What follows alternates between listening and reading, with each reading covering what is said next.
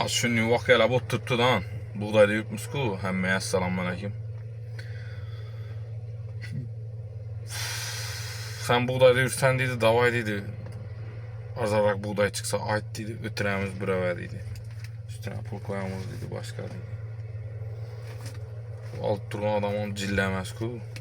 Falan sonuna alıp, isteyen sonuna alıp. Şu halk bilen yurtturan bakadan aladı. Bizeden bağını işlemiyatkan kellele. Hemen derdi pul bok kaldı. Pul. Dol kapıl. Pul. Yatkandan pulunu öyle batadı. 5 parmakam denemez kalk. Kolum ucu bileyim de salmasa adam kaldı adamla. Ey Xudayım, giymiye qarab salmasa Allah. Bir de kara minnet etib bitmiş. Misal hazır amine buğdaya vurub bitmiş.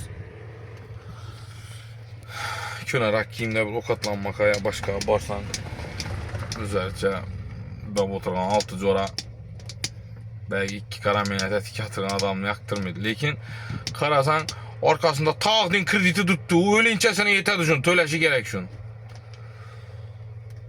Bunun pulunu öyle vermeli. Buğdayla belki bize kıynalmazmız. Yine biri kıynalmaz.